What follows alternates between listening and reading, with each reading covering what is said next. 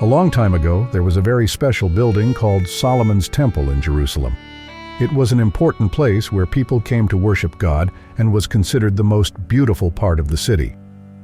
The temple stood for almost 400 years, and many stories in the Old Testament happened during that time.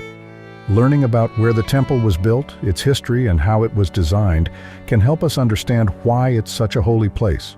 Jerusalem itself is built in a spot with three big valleys: the Hinnom Valley, the Tyropoeon Valley, also called the Central Valley, and the Kidron Valley. Between two of these valleys, there's a mountain called Mount Moriah, which is where the temple was built. On top of the mountain, there's a big, flat rock, now covered by the Dome of the Rock. A long time ago, in the Bible, Genesis 22:2, God told Abraham to go to the land of Moriah to sacrifice his son Isaac. This connects the Temple Mount to that important story. Back when King David lived, the Jebusites controlled Jerusalem. The city was much smaller then and only took up the southern part of the central hill. Around 1000 BC, David defeated the Jebusites and made Jerusalem his capital city. He brought the Ark of the Covenant to Jerusalem and started getting ready to build a permanent temple instead of using the portable tabernacle that had been around for 400 years. Since Jerusalem was pretty small back then, David bought a threshing floor from a man named Araunah the Jebusite to make the city bigger. A hill higher than the city of David was chosen as a special spot to build the temple of the Lord. King Solomon, the son of David, started building the temple there. After working on it for 7 years, around 960 BC, Solomon finished the temple, which was likely built on a big rocky part of Mount Moriah. Solomon didn't stop there. He also built himself a new palace just south of the temple, and even made the city walls bigger, reaching up to the top of Mount Moriah. The Temple of Solomon was designed to look a lot like the Tabernacle of Moses. Since the Tabernacle and the Garden of Eden have so much in common, some experts think that the Garden of Eden might have been the first model for the Tabernacle and later temples. In Jewish tradition, people believe the Garden of Eden was on a hill, with the tree of life and the tree of knowledge of good and evil right in the middle. The Bible says that when Adam and Eve disobeyed God and ate the forbidden fruit, they were sent out of the garden to the east. To keep them from eating from the tree of life and living forever in their sin, God placed cherubim, angels, and a flaming sword at the entrance. To go back to God's presence, Israel had to symbolically undo what Adam and Eve did by going westward, back into the garden. The tabernacle, which was like a special holy tent, was designed to show this journey. It was set up so people moved from east to west, just like returning to Eden. The tabernacle had 3 main parts: the outer court, the holy place, and the Holy of Holies, where God's presence was. The outer court was like the regular world we live in, but the inner courts were special and holy places. Imagine this: as the priest walked through the tabernacle or temple, it was like he was leaving the everyday world behind and stepping into a holier place. Eventually, he got to the most sacred part, where he could feel closer to God. There was even a curtain with angels called cherubim sewn onto it that he had to pass through to get there. King Solomon built a big, fancy temple that followed the same idea. It had 3 levels, just like the tabernacle, but everything was much bigger. When you walked up to Solomon's temple, the first thing you'd see was the huge altar where people made sacrifices. It was made of bronze and was shaped like a big square, about 30 feet long and wide and 15 feet tall. A cubit is about the length of your arm from elbow to fingertip.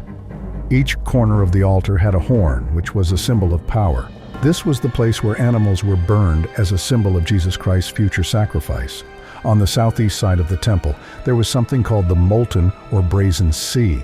It was a big bronze basin sitting on the backs of 12 oxen, with 3 facing each direction: north, south, east, and west. Back then, oxen were a symbol of strength, and the number 12 represented the 12 tribes of Israel. The big basin held water that flowed into 10 smaller bronze basins. These basins could be moved around so the priests could use the water for washing and cleaning rituals.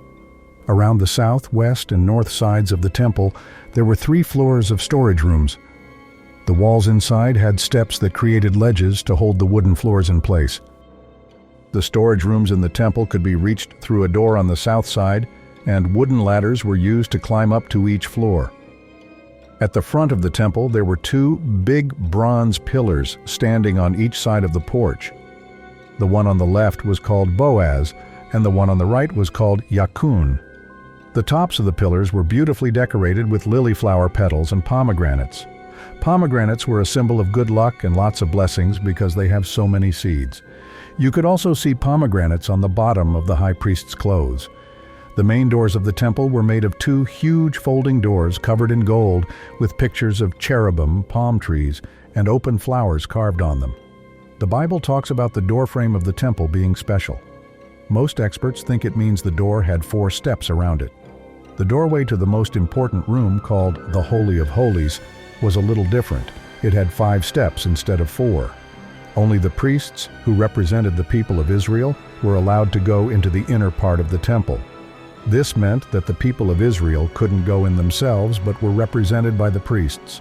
Once you went through the main doors, you'd enter a big room called the Holy Place. It was 40 cubits long, 20 cubits wide, and 30 cubits tall.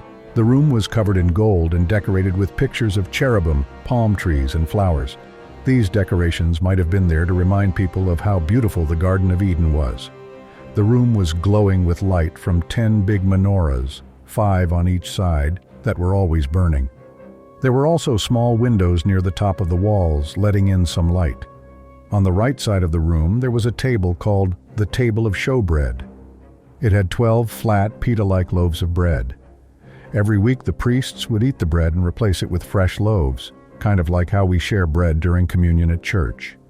Back in ancient times, eating together and breaking bread with someone was a big deal. It showed you were at peace with them, like you were friends, cared for each other, and had forgiven each other. Right in front of the Holy of Holies, a very special place in the room, was the altar of incense. It looked a lot like the altar where people made sacrifices. It was square and had 4 horns, 1 on each corner. In ancient times, people used 2 special altars for different purposes. On one altar, they burned animal sacrifices. On the other, they burned sweet-smelling incense. The incense symbolized the prayers of people rising up to God, reminding everyone that to get close to God, our lives, prayers, and actions need to be pleasing to Him. Only the high priest could go into the most special place, called the Holy of Holies, and he could only do that once a year on the Day of Atonement. Before entering, he had to go through a beautiful curtain, or veil, made with purple, red, blue, and white threads. This veil was embroidered with cherubim, angels who symbolically guarded God's dwelling place. The colors of the veil matched the high priest's clothing, except there was no gold thread in the veil. When the high priest went into the most special part of the temple, called the Holy of Holies, he had to pass by angel statues. These angels were there to remind everyone of the angels in the Garden of Eden who guarded the way to God's presence. Inside the Holy of Holies, the room was shaped like a perfect cube. It was 20 cubits wide, 20 cubits long, and 20 cubits tall, basically the same on all sides. The walls were covered in shiny gold and decorated with carvings of angels, palm trees, and flowers.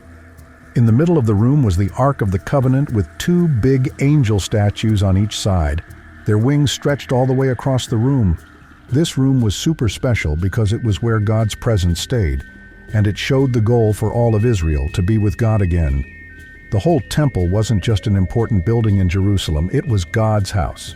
Its design was meant to teach the people of Israel something important.